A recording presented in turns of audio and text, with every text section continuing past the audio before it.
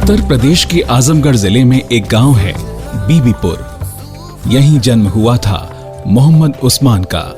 तारीख थी 15 जुलाई 1912। उनके पिता खान बहादुर मोहम्मद फारूक पुलिस अधिकारी थे और बनारस के कोतवाल भी रह चुके थे। बनारस के हरीशचंद्र भाई स्कूल में पढ़ाई हुई।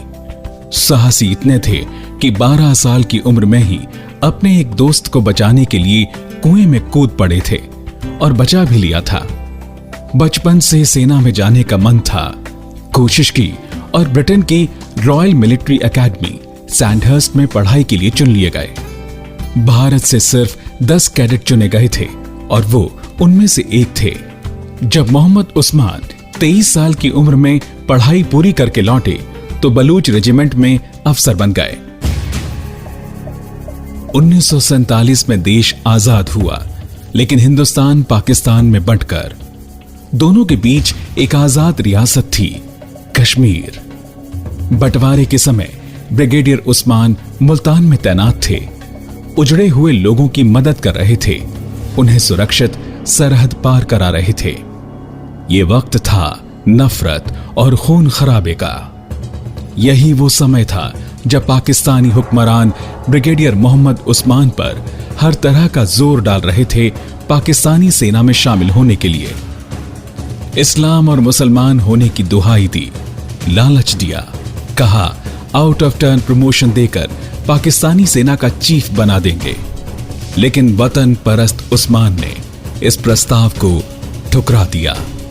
माफ कीजिए जनाब, मेरा ऐसा कोई इरादा नहीं है।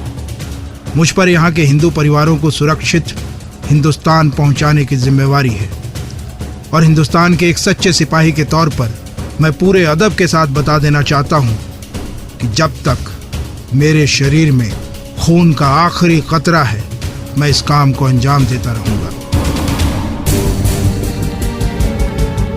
बलूच रेजिमेंट बंटवारे में पाकिस्तानी सेना के हिस्से में चली गई। उस्मान डोगरा रेजिमेंट में आ गए। 24 अक्टूबर 1947 की रात थी जब कबाइलियों के वेश में पाकिस्तान ने कश्मीर पर कब्जा जमाने के लिए हमला बोल दिया। 25 अक्टूबर की शाम तक वो बारामूला तक पहुंच गए और फिर शुरू हुआ तबाही और खून खराबे का भयानक मंजर। बारामूला के अलावा कई और हिस्सों में भी कबाइलियों के वेश में पाकिस्तानी सेना ने हमला बोल दिया था।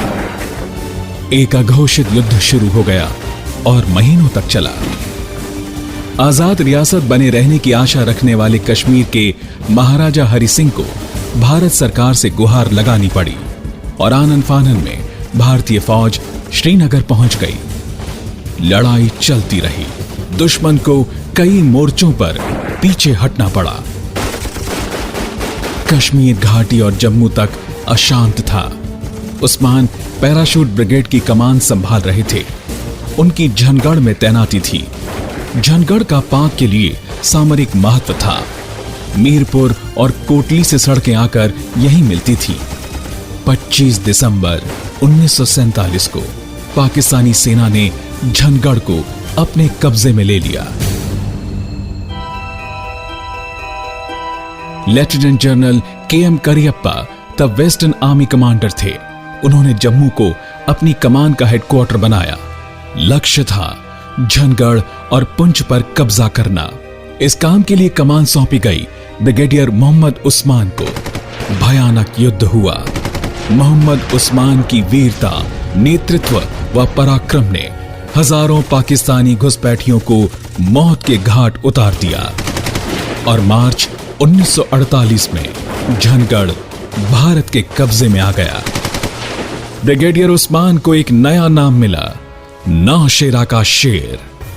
पाकिस्तानी सेना झनगढ़ के छिन जाने और अपने सैनिकों के मारे जाने से परेशान थी।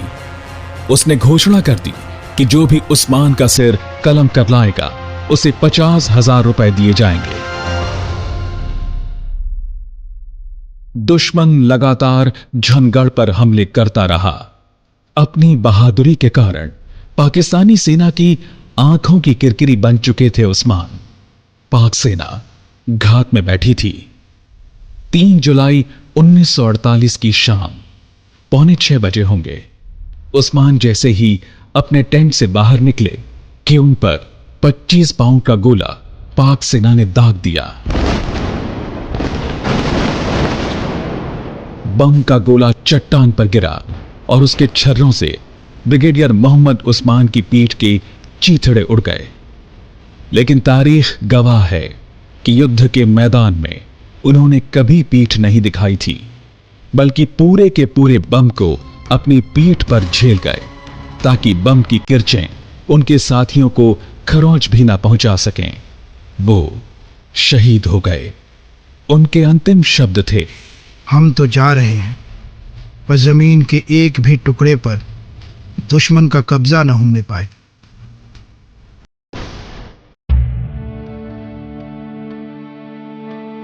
बारह दिन बाद उनका 36वां जन्मदिन था।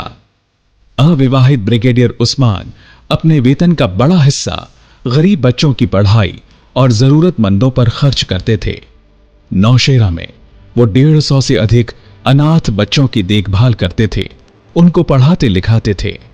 भारत पाकिस्तान के इस अघोषित युद्ध में शहीद होने वाले वे पहले उच्च सैन्य अधिकारी थे।